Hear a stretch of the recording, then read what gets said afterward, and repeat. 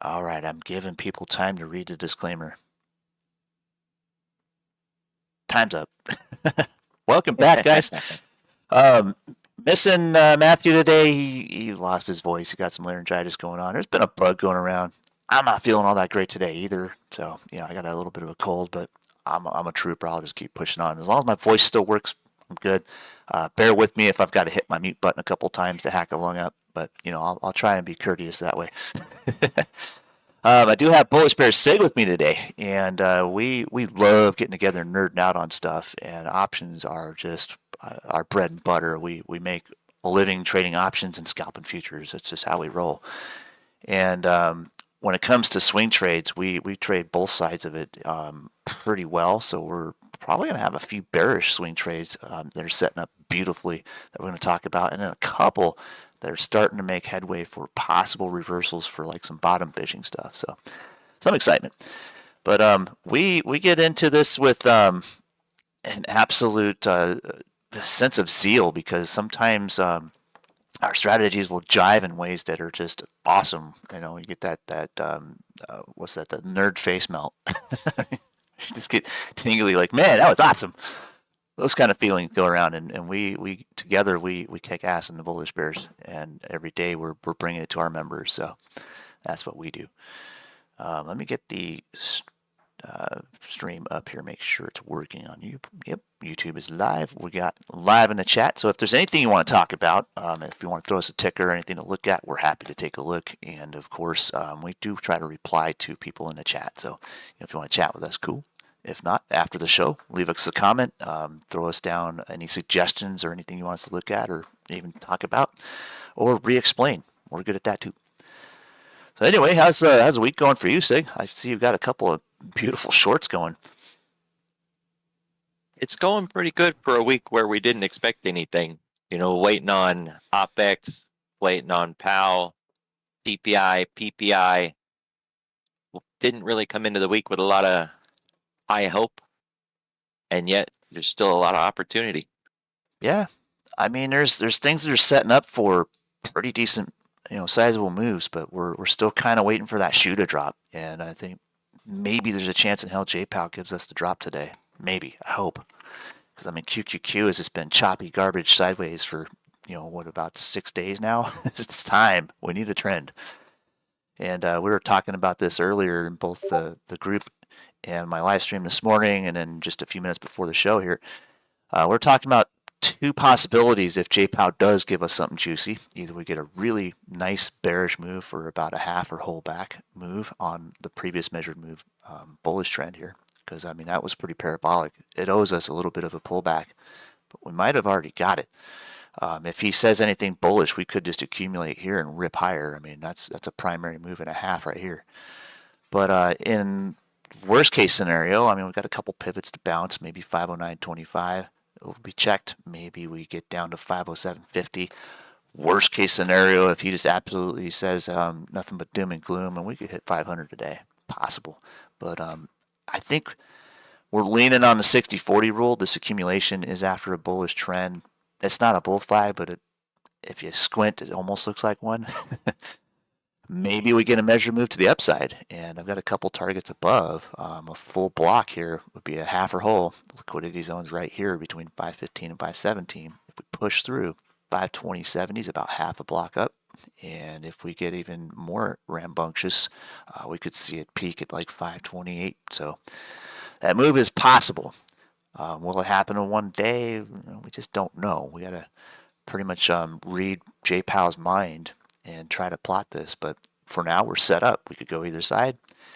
If it's a nothing burger and we just sit here flat, well, we'll just wait till this range breaks and eventually have some decent swing trades out of both the equities market and the indexes. Until then, that shoe's just hanging in the air, man. It sucks. We just got to wait for it to drop. Had a couple of parabolic shorts to go over. I'll get onto those for it first. The first one was it UAL? Yeah, United. Yep. If we go on the weekly chart, obviously we see the previous highs here are pretty damn exorbitant. $95, 94 is where the pivot is. If we reject that, man, we will be in put city or call credit spread income or whatever strategy you want to take the ride on the halfback of this thing. I could see it getting as low as $73, but about 75 would be a decent target for shorts on this one for the short term. And look at this parabolic move; it's massive. Thinking about the same targets there? You know what? It's looking at the correlation between that one and DAL and Jets. I'm thinking at least a good halfback into say 84 is a good starting place, and then if we can close that gap at 80, then Yeah, if we break under that, we got a real good trip. But getting the gap closed would be a good start. I agree. Yeah, $80 would be a nice swing from where we're at. Hold on one second. Your plunge protection team back there offering a little insight? I think so. They're scratching at. I had to put them in their kennels. They were getting too rambunctious, but I usually let them out when I'm done. But yeah, they were getting rambunctious. So Chewy was like pretty much hitting the target, and they're saying to take profit now. I think is what they're saying. But those guys are awesome. It was hilarious because like a week and a half ago, Matthew and I were in the middle of our broadcast, and they started barking. And jokingly, Matthew's like, "Hey, should we look at Chewy?" I'm like, why not? We looked at Chewy, and the setup was beautiful. We're like, hell yeah, that's a bullish move. Let's do it.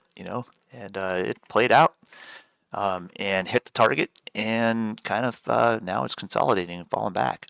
We were looking for a half measure move. It gave us a clean half measure move, and then now we're pulling back, looking for a liquidity zone visit down here at about $31. And we'll see if we can accumulate there and maybe finish this full move out. But it was a pretty good trade. I can get with it. We got into it right in time. It was a pretty good swing. And this is very nice. The day we caught it right there. I think it was the 31st. Pretty epic. Nice gap up in the next move. They told us. We listened. And I like Chewy too. I've told this story before, but we were talking to him about having a toy that we just got in. They just shipped it to us, and within like 5 minutes, my puppies, they were little at the time, had ripped an arm off of it. So we were in a chat with them and their bot, I guess, and they said, give Sirius a pat on the back for us, and we're like, oh man, that sucks because he had just passed away a few weeks before. So they sent us a letter of condolences on a card and flowers. What company does that is this size? I can't think of any that would do that. They were absolutely empathetic with that, and they were really, really kind about that. I would not expect that from a big company. That just got me in the feels, but I don't trade with my feels. I trade the chart, but it's a good sign. Good company. I love these guys, so I'll keep trading them as long as their chart's interesting. Why not? Why not make some income on it? And then the other airline we were talking about, Delta Airlines, that was a pretty good short setup too. Nasty parabolicness, and it blew away our previous bull targets. I mean, and then some eventually. I backed out of this move when it rejected half before. That was the last time I talked about it, and then it just went nuts. I totally fell out of love with it and looked away, and I should have went with the bull move. But now we're looking like if we reject off the top of this bad boy, reject off about $68. Hell yes, that'd be a great short. It might even be a great short now, right back to about 58.5. So yeah, we got some swing setups, guys. I'm looking at either some put debit spreads myself, way out of the money, of course. Run my high percentage returns. The swing I had on SQ for the bullish position I had, I took profit on a quarter of the position at 400%, covered my risk and then some.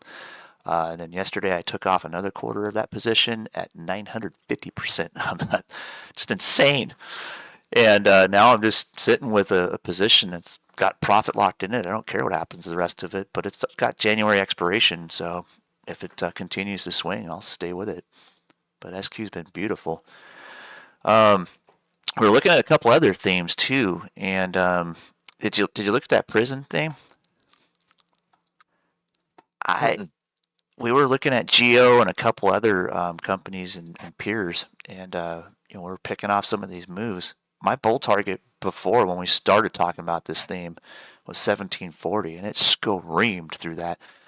Now we're hitting kind of a wedge forming here, and we're looking at if it rejects half a block here, we could see this thing give half back and start heading for $20. So this is pretty parabolic too. So I'm gonna wait for this pattern to play out. Maybe JPOW drops a mic and does something with the market, and this will move either way. But if it ends up just kind of swinging in this range, we probably have till about middle of next week before we start to really see anything either continue higher or give that halfback signal on Geo here at least.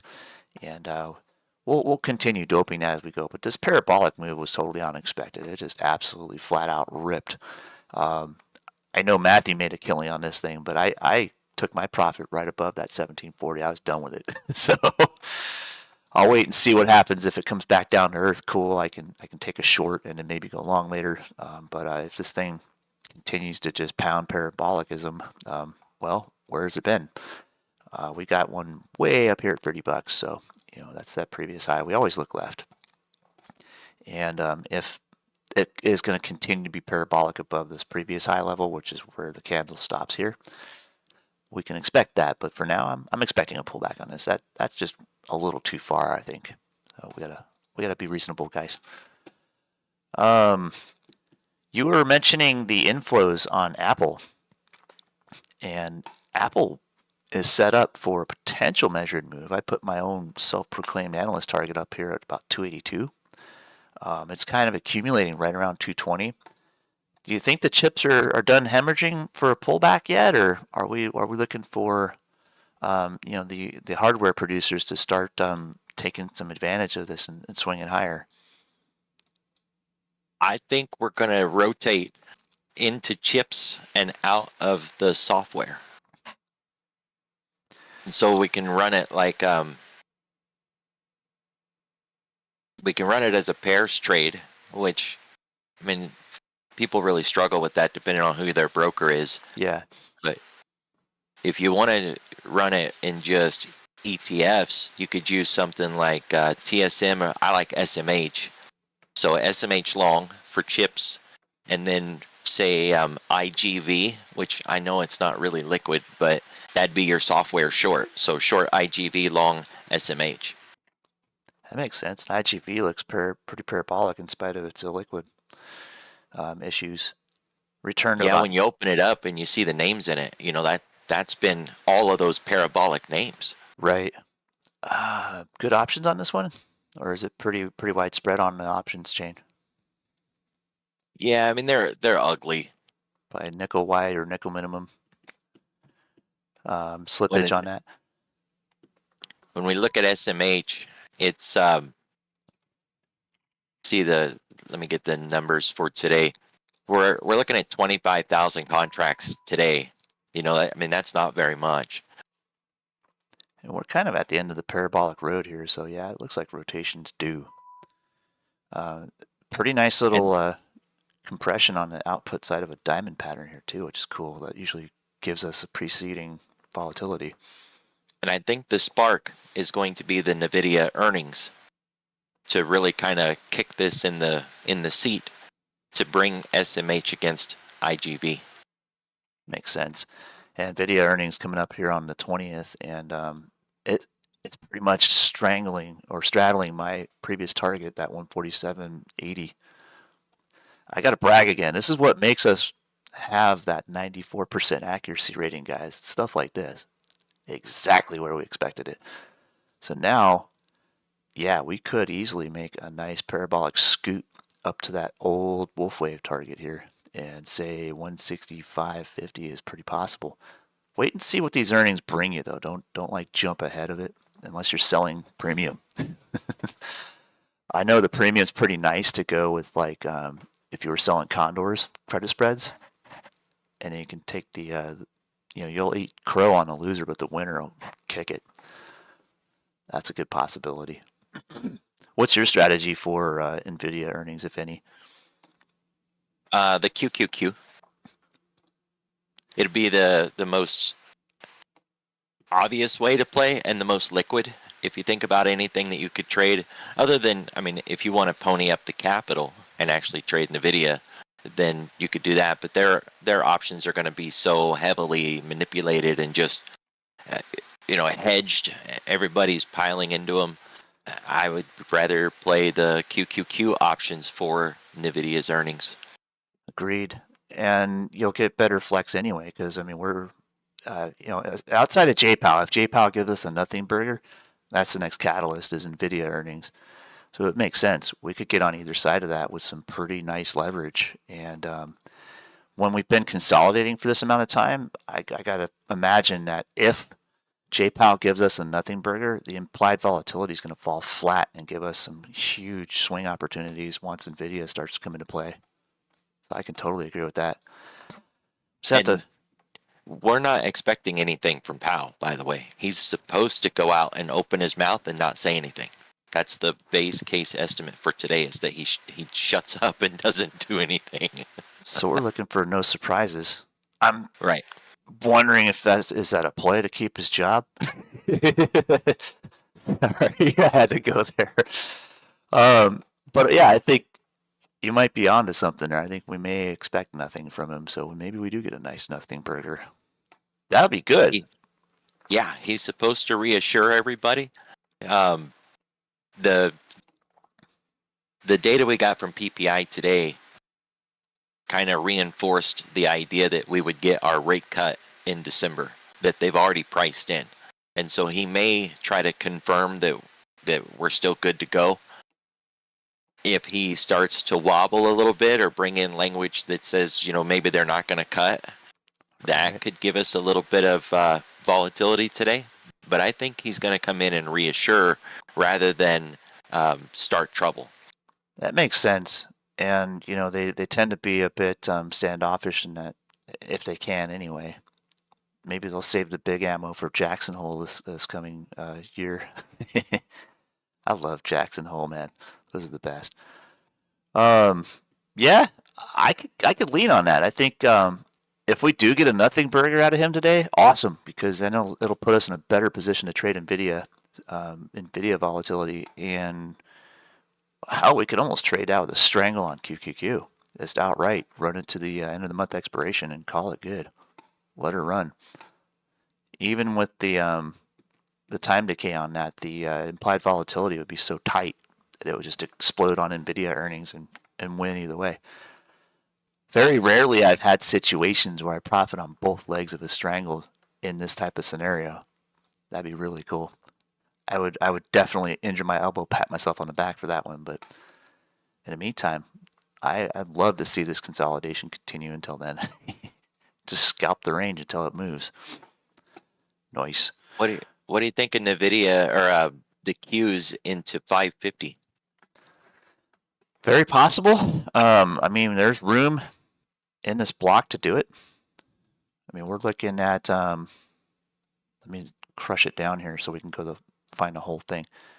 If we take our base down here from this pullback and accumulation, run it right to that candle there, and swing it to the mean of this consolidation we're in, that puts us right in the 550 range. I mean, pretty close, 540s. Yeah, I could see that happening pretty much before the end of the year if things remain bullish. That's one big ass move. It's going to take some time. In this case, probably NVIDIA earnings time. It fits my bias for this move that we've been seeing since the election. It's like they're pricing in 2 years of market data in these next 2 months, and I think by January we're going to finish that off. So how far could we move in 2 years? 550 doesn't sound too bad when you think about 2 years. Yeah. But we can get that in 2 months. So by the first week of January, we've already completed the move, and they've pulled forward 2 years of his presidency and priced it in right there. I got to say, I mean, that kind of fits the bill. And then in Trump's last administration, made me as a trader. I mean, the volatility that he brought when he picked up his phone and tweet something was incredible. So some of the options trades I've made on day trading were just, the size was like, I mean, we were getting like 10, 15, sometimes $20 moves on SPY. It was insane. So I mean, we see that again, yeah, gravy train. And if we see it compress into the end of the year, even better, because then we catch the that whole range coming back for accumulation going into next year. I like that idea. That's a pretty good thesis. And so when we bring it out like that and you start pricing in 550, because nobody's looking at 550, right? No, Unless you go over and you look at what we have on quick, and then you see that there is something going on in the 550 range. right. And then if we take the entire move here, yeah, it puts us right in that same 540, 550 range. So I'm liking it. Yeah, when we get to talking about the platform we're not supposed to all the way talk about yet, I can't wait. And if the timing's right, that comes out exactly in the midst of this. Oh, Oh, perfect. they'll love it. Yes, I can't wait. We had one other thing. I had a request to look into AMSC. Let me see where the comment went here. When I get those comments, they sometimes will disappear on me. So give me a second. I'll look it up. It's right in here. We took a screenshot and Kevin sent it to me in the moderator chat. There it is. So, interesting company called AMSC, and they will be part of the electric infrastructure build out for chip makers and data centers. Asked me if I had a chance and would like to discuss at some time. That would be wonderful. Cheers. I promised I would put it right in here. And that was user, is it Lazy Carrot Man? Love that name. Let's pull that up real quick. I'm going to take some interest into this thing in the long term, but it's going to be a little while before we see it fully play. I was going to mention before it even happened this morning that was likely to make a halfback move. It's already done. So here we are right in the open, settling around 30, 31, 30, yeah, somewhere in that range there. Look a little further left and you'll see this is just one part of a big ass cup and handle. There's your accumulation on the handle part, the breakout hit target. Basically, you just take this as your primary, and the secondary would have been here. A 1.5 move is right where it broke over. It's likely to finish maybe giving a halfback a little further down to like 29 or somewhere in that range. And then if we get continuation out of this, it would make sense for this to be something that picks up a little bit more. It's like the hype kind of jumped the gun here, and this is the sell the news moment. And then we'll wait and see where it accumulates, and if it continues to run, our primary is set. Run a return to $37, and we could see it step out for another big bull move.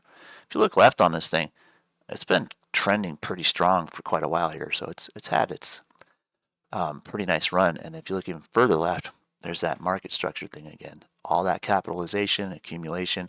This is where you would expect a trend to begin. I've told this time and time again, like with SQ and PayPal and all the other transaction disruptors we were talking about. Hell, back when we were nerding out about it about 2 months ago, this was finishing up and setting up to build us into that trend. We're looking at a reversion target on this thing. If that hype takes off and gives us the onion, so to speak, reversion targets are pretty easy to spot. Split that difference here, and gosh, 180 is pretty lofty. But look at all this play in between. All this candle price action back in here is going to give us accumulation ranges, and we can just split the mean and put those out as price targets. So eventually, I like the short-term target here. Within a few months here, maybe it can attack about $58. So I'm going to put my mark on there in purple. And let's see if that lines up with the 4-hour chart the way we would like. Get back to the entrance here. Compress this. If that gives us a straight up parabolic move to that target, pretty easy. You can set that up. If this was all your primary, that would be about a twofer right in that range. So that could very well explode.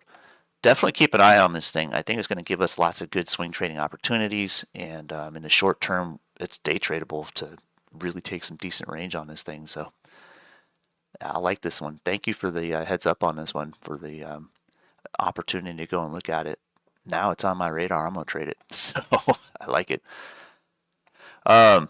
As far as the other part of this, we got on a nuclear theme. We got on it right in time. We picked up all the hype on it. kind of the same scenario. I mean, let's take OKLO as a litmus test here. That had its earnings too.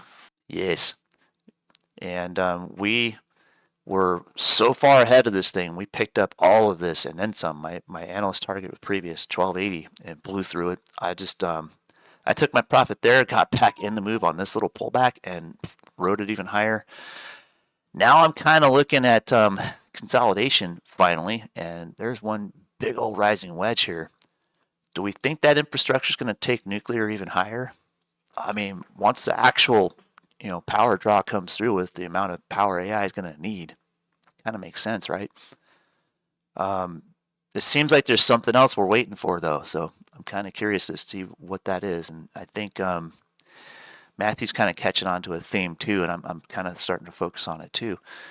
The short term was natural gas was kind of fill the gap in this for now, because it takes a long time to build nuclear infrastructure versus natural gas. You just turn the valve and start cooking it and making electricity with it. So gas was a little faster, obviously. And there's also a regulatory threat that was coming in, that there's proposals on the table that say they may not want to have these nuclear power centers next to the data centers. And so they're trying to transition this from a Biden trade to a Trump trade. Right. Yeah, but it would be Trump regulations and his initiatives, right? You gotta have your government initiatives, and you gotta get the pork. It's almost like, I mean, you put that kind of infrastructure next to each other, it becomes a national security issue for sure. I mean, you know exactly where to put the bomb if you're an enemy. I mean, would it make sense to possibly look into maybe the DoD contractors to start picking up some steam on that type of thing if that falls through? It kind of does. So there's a couple other themes kind of hanging in the air on this, and we'll see where the policy goes, but it's kind of leaning that way, isn't it? I have a watch list that has the modular reactors, services and equipment, fuel technology, the nuclear Bitcoin miners, power producers, uranium enrichers, developers, and then the ETFs, if you would like that watch list. That'd be awesome. I think we got to start putting a newsletter together to get all those in there. There's a lot. That's more than we have time for in today's show, but yeah, there is quite a bit in there. Can we put like maybe a newsletter post on the Twitter page with all those in it and just kind of explain what they are? I think that'd be awesome. For some reason, I can't get Metricool to work for me, so I can't get any posts out. But I think that's where we should go, is put that together of the newsletter. We can go through the bulk of them. You got a couple tickers? Well, you tapped on OKLO. If I was going to hit up any tickers time-wise just to keep things moving, it would be the ETFs. So URNM. URNM. I dumbed it. NM. Oh, nice. That's a clean chart. Then we have NLR. Let me take a look at this. And URA. So if we hold support back into 45, 46 bucks here, we got a pretty good shot at returning half, 49.50. And then URA. Yeah. Kind of the same setup, looking for half back to about 28.5, and then a swing back higher. I like it. One of the biggest names institutional wise, where we see a lot of institutional flow, is CCJ. It's an old school one, but it's got good options. It's got a long chart history, so it's not like one of these IPO fly-by-night SPACs. It's been around, and it's got a lot of old money in it. Yeah, I remember picking on Kramer with this one when he was saying sell it. We're like, hell no. We picked off this double bottom, and here we went. We got the primary and the secondary on that one. I remember that one. Now it's consolidated for another run. It made a half back here, and then we're set up to continue the trend on this thing, I think. And I can't Finally. remember when it split, but remember when it was like 200 and something? Oh yeah. That was a while ago. 21. In 2021, we had that Yeah. split. No, there's another one in 22. It split 3 times. Another one in 2023. Got too big and needed more volatility. Yeah, because it just kept climbing and climbing and climbing, and they're like, let's split it. And then they split it again, and then they split it again. It just kept on going. Sweet. Yeah, that trend is pretty big behind it. Obviously, it knows how to make money. Good So plays. I like this one for when I think of those 3 ETFs, those are good because it's just your collection, your basket. But if I'm looking at where the institutional money is, I always look at CCJ. It's my go-to. I think that's my new go-to as well. I haven't traded it since this move where we were bagging on Kramer, but I think now I'm going to start taking interest. This is looking pretty good. And then even a 2-hour chart, it's a little choppy, but it's got this little rounding bottom right at the base for our measured move block. I think it'll probably pop one more half back and then start trending. That's looking pretty good. All right, dare I say it? I'm going to put my my own analyst target on it there, about $61. Close enough, $60.99. Sometimes I can't get to the penny with Weeble, but it's close enough. We know where it's at. A couple others to look at real quick. I was kind of looking at Meta this morning, and it is set up to push above our measured move half. So our base target out here is about 650. As far as that platform goes, I mean, we've seen some pretty parabolic moves with Meta, but the strength has just never gone away on this thing. It's just absolutely been on a tear since 22. We got this volatility in this range, and I just sort of split the mean, throw the the daily block on there, and it fits pretty well. Short term, though, I think we're already at the 1.5 for 1, and I think we're going to probably consolidate for a day or two here before we start to finish a trend. But so far, it's looking bullish. I'm going to keep this on the radar, so to speak, and then eventually I think we'll get a breakout move on this thing. As long as it holds above half, we should see it continue on.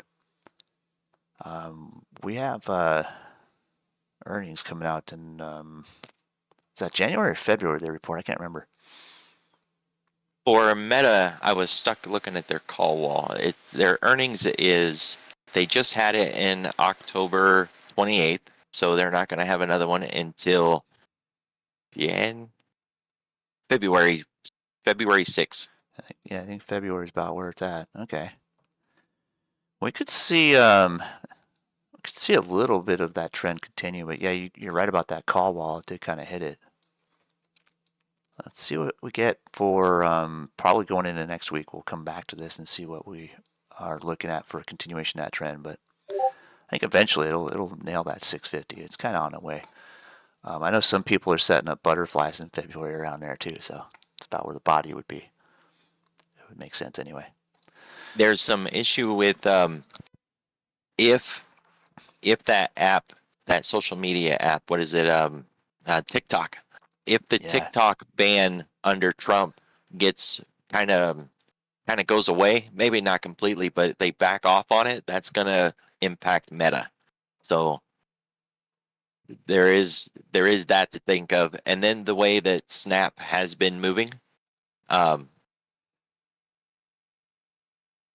Snap is no, it's not Snap.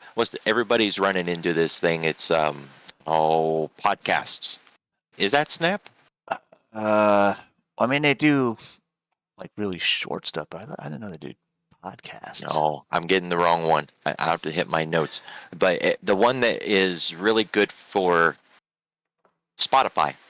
That's it. Spotify, that's right. I'll get to that too. I know right when Trump said he was going to try and lift the ban on Snapchat or on TikTok, I looked at the reciprocate trade. I was like, well, who gets hurt? Snapchat. And that was a quick short. Still kind of going on. I think we'll probably hit about 1040 before we are ready to take profit on that move. It's set up to finish that move pretty quick, right to that liquidity zone. I love trading Snapchat. It's easy. And then if we go into Spotify, I didn't look at that one yet. Damn, that's parabolic, isn't it? Yeah. I've been looking away from this one for too long. Holy hell. Are we going to look at shorting that, or you think it's going to go higher? I think you just said it, but I wasn't paying attention. They got so much activist participation piling in that I think it's going to digest this, but I don't think it's going to flip and fall. Yeah. But I do think that this is taking away from Meta. Gotcha. That makes sense. So if Meta does end up pulling back below that half block, then this would just continue higher and finish a measure move up. Otherwise, worst case scenario, if things calm down a little bit on Spotify, the pullback target would be like 466. But if it just continues with its parabolism, yikes. I expect it to pause in the run and digest, kind of like it did in April when it had that really nice breakout and then it pulled back to the breakout point, but it didn't break back down again. Right. And we stayed sideways all the way and just kind of grinded higher. That's kind of what I'm expecting again. April. Because this has so much participation in it. I mean, That it's it does. aggressive. I can't believe I took my eyes off this thing for too long. I mean, it's just a beautiful chart. I mean, it's been bullish as hell forever. I use Spotify every day. Every time I drive somewhere, I use Spotify. Sometimes I'm listening to podcasts. Most of the time, I'm listening to music and pretty much my heavy metal list. But Now,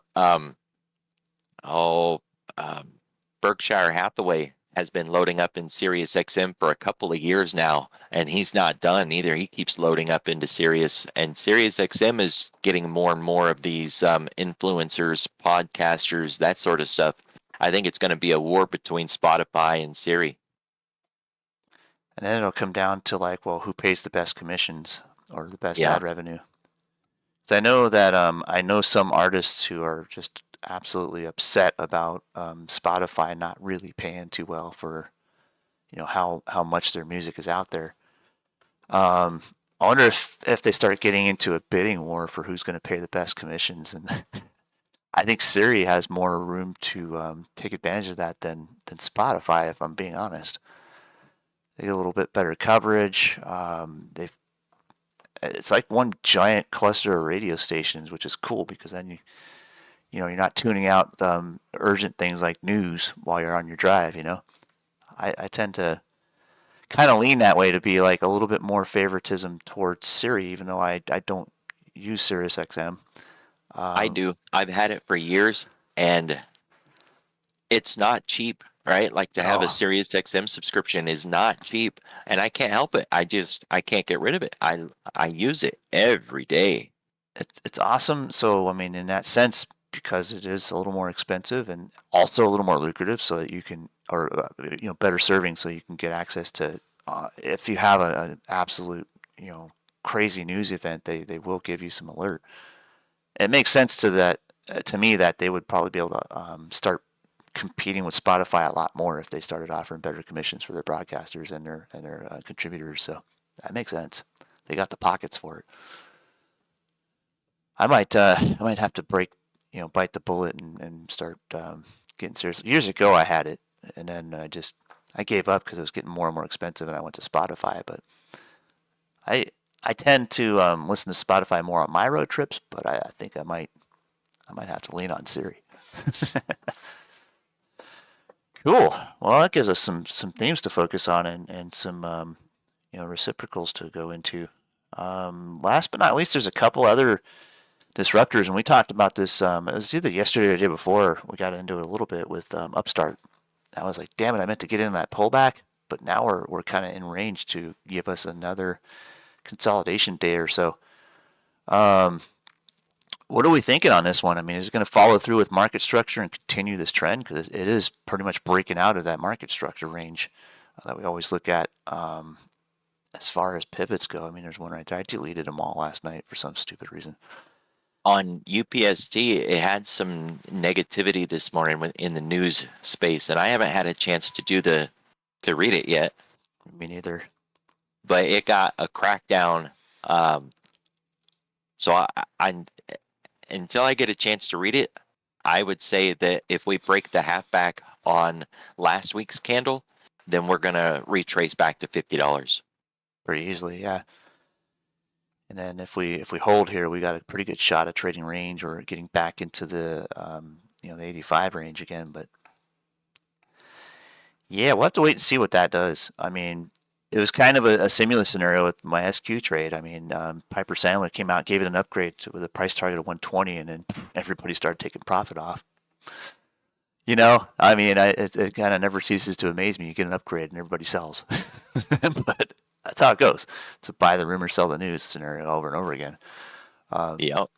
But I think I might take advantage of that pullback and grab a little bit more SQ because I've got a lot of faith in that one. And my whole theme on that is that the Trump administration tends to favor small business quite a bit, and SQ terminals are everywhere you look in small business. Every time you walk into any mom and pop shop anywhere, there's one on the counter. Trust me. So I mean, you start taking that approach, and it's like it makes sense. They're gonna probably gain some serious revenue growth into next year, I'm sure. Same with even PayPal, and then what's that other one that came out? What is it? Not Apple Pay, but the not Venmo. Which one was it? It was publicly traded, but I can't remember what the damn ticker was on it or what the company name was. But another transactor that can kind of take place for small businesses. Rocket? Maybe. RKT? I mean, they're a lender more than anything, aren't they? Yeah, I mean you got different tiers on Rocket. Rocket Mortgage, Rocket Lending. Yeah. It doesn't sound right though. No. And then with Upstart, it was like, yeah, I guess they got kind of dinged. I didn't read the news yet, but I can only assume it was like maybe some blowback on slightly exorbitant interest rates or something like that. But Zeal, that's the one. Are they publicly traded though? I don't know where the ticker is. That doesn't sound right either. No. Oh. It'll come to me. My brain's kind of spent by this time of day. I gotta eat lunch. But at any rate, we got a few swing trade setups looking good. We're waiting for some continuation or possibly a pause, depending on what JPOW does. It'd be cool if he surprises us, but it'd be even more cool if we wait till NVIDIA earnings before we make an explosive move. So kind of be nimble in this chop until you can suck up enough of it to take advantage of an actual trend coming out of this. And the objective is, if you find yourself trying to trade range for long enough, you get roped into it, and then when a trend day finally does come, you're sitting there waiting for the reversal, trying to trade range on a trend day. Be aware that that's possible and catch yourself before you find yourself sitting through an entire trend waiting for the pullback. Just ride the trend. So know where your resistance and support are, of course, and we know that we've got pretty well defined range on QQQ throughout this entire month basically. So let's see where we end up when we finally break this range. And I think not month but week. I think we're gonna be a little surprised by the trend when it comes, probably into NVIDIA's earnings. Unfortunately, we have to wait. But when you start to realize it's just breaking range, it's just as simple as that. All ranges eventually break. All accumulations eventually break. And when I always say don't trade the range or don't trade the setup, trade the break, doesn't mean you can't scalp the setup. So scalping has been absolutely killing it over the past few days, and then eventually that party is going to stop and we're going to start seeing trends. So we'll start trading trends when they come, and I think we're going to see them soon. Either we get a little bit of a move with JPOW today, or we start to accelerate this tightness into just before NVIDIA earnings, and we start to really get loose on the 20th. So hopefully we get a big ass move out of that, and I think we're gonna probably see it. We have time for a couple more. We got a whole 15 minutes left if we want to nerd on to something. I was gonna go over a couple reviews and then go with that. Let me see here. EQT kind of hitting the liquidity zone here. We were expecting after this move to return to about $42. That's following through. We'll wait and see what happens with that. If it holds this zone, we can finally finish that 2-for-1 measure move we've been talking about. But if not, if it breaks this, we'll give the half back. We'll go to 38. Pretty easy. Looking at one other energy company, TLN. I don't know if any of you guys caught that trade, but dude, this thing was just awesome. Nailed the analyst target, self-proclaimed analyst target. Went for a half move higher, hit resistance, and accumulated under it. Now we're just under it. We got a pretty good chance of follow through to finish the MM on this thing to 233, but wait a day or two, maybe wait till Monday, and we'll see possibly a swing in the trend on that thing. Take note, I mean, that this point on to our target was pretty parabolic. It happened really fast. So give it a little time on this accumulation and it eventually will break. But when it does, it's probably going to have about the similar, at least half that energy into it. And it's either going to pop right up to our upper range target or get slammed right back to our previous target. So it'll go fast. It's already threatening fast right now in the pre-market. I mean, it went to 228 and then wicked right back. So be nimble on this one. What was that gas company we were talking about? There was one more. It was in Matthew's list here. You got a request in the chat too on coin. Oh yeah, coin's been kind of I don't know. I've been scalping like Bitcoin Nano futures, but we're looking for, I mean, pretty obvious stuff. We got the primary and secondary move. This is about half our block back. It wicked it pretty much dead on today. You can see filled the gap. Now we're looking for, do we continue in this parabolic trend, or do we start getting a little bit more of a bounce back from profit taking? And you know, Bitcoin hitting 90K and everybody's got that $100,000 mark on there. I know they say spoofing is illegal, but there's so many institutions who know everybody and their brother has that $100,000 target on there. This is the time where that's going to take effect on the old adage of, you know, buy the rumor, sell the news type of thing. And the fact that it got so stinking close and then everybody started buying it there, yeah, your exit liquidity, guys, pay attention. Coin's kind of the same way. You know, everybody started chasing this parabolic trend, and then there's your exit liquidity. Well, they don't necessarily want to just take profit and let it, you know, sell down to, you know, oblivion. It's essentially just expected moves. So if you look at the short term, the 2-hour chart here, it's pretty obvious. Okay, accumulation, there's a pivot right there, 257, 258, about range. Close the gap. Let's see this continue there, and then if we accumulate here and start to break back into a bull move, well, obviously you can trade for the old 86.6 fib, and if Bitcoin does hit, you know, 100K eventually, it's likely to ride that trend. So this is giving you an opportunity to either if you were long already, you took your profit smartly. If you took it recently, I wouldn't necessarily short this, but I would wait patiently for accumulation at about the half back and see if we can kind of keep into this trend and keep going higher. But anything that's parabolic like that, I mean, you've got to be reasonable. You can't just chase this. That's a bad strategy. Wait patiently for it to come to you and then trade it. If you wanted to, sell some puts if you want to get paid for your patience. I like getting paid to wait for my targets. And heck, I think a 255 put would almost be giving you, let's see, in like 1 week expiration.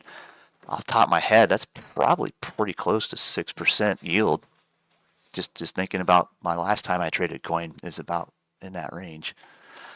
A little insight that I picked up. So Trump's been labeled the Bitcoin president, and after his election, around the world, monetary flow into coin and presidents and leaders around the world from different governments all took notice and kind of sat up, started paying attention. And there are a couple of nations in the world that use Bitcoin in their as their national currency, and this has got institutional flows coming in from all around the world, and it is lit. And everybody that is focused on it is saying that, you know, it's obviously it's way overbalanced right now. It's parabolic. It's sticking out there in space. We need to expect some sort of digestion, but don't expect that it's done anytime soon. And I really found that insightful. There's a lot to dig into that kind of statement, but it can't be overlooked, right? That there's nations who use it as their national currency.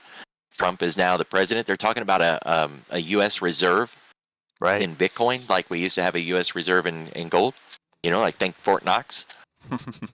And they said if he does use the government and do a national reserve currency of Bitcoin in the U.S., then they're talking about 600,000 in Bitcoin rather than Wow. 86,000 in Bitcoin or 92,000 in Bitcoin. That number was shocking to hear, Yeah, to say the least. absolutely. And if you just trade technical analysis, I mean, you can't help but notice that descending wedge at the top of a trend. That's exactly it. There's going to be some rebalancing, some digestion here. I might even just adjust this way. Let's go with that. And in my crypto watch list, I have a lot of semiconductor names. And if we're looking for semiconductors up, software down, it's going to tie in with Bitcoin up, semiconductors up, software down. Agreed. That makes sense because everything kind of balances that way. Yeah, I mean, so for coin swing trade, if it stays above 280, it's still a long. Agreed. And if it's just going to consolidate a little bit, a little pullback is a gift. And around let's say if it holds 280, cool. If it gives you even more and gets to that 258 target, great. But look for this gap here to be like about where the bottom of that range is. 270, more reasonable.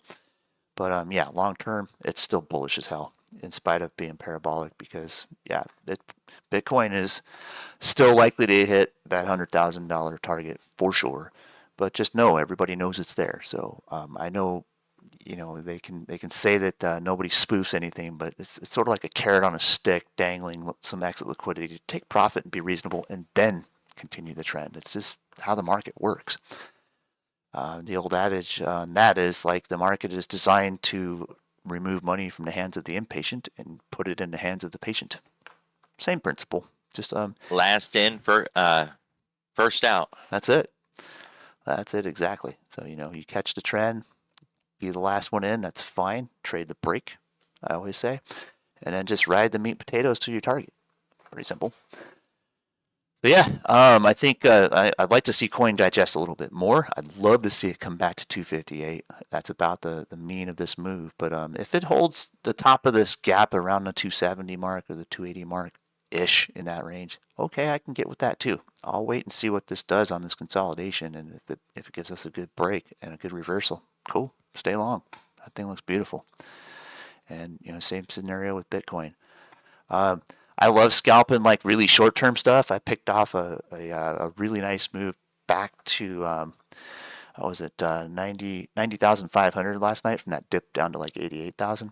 That was pretty sweet. This is a 5-minute halfback setup, and you start learning those on the short-term times, and you start applying them to your swing trades. They work the same, and halfback is pretty obvious. I mean, you can't miss that. It's gleaming right at you on the chart. So yeah, if it hits that, cool, take it. If it hits the previous consolidation and bounces, take that. Pretty simple. With that, we got one more.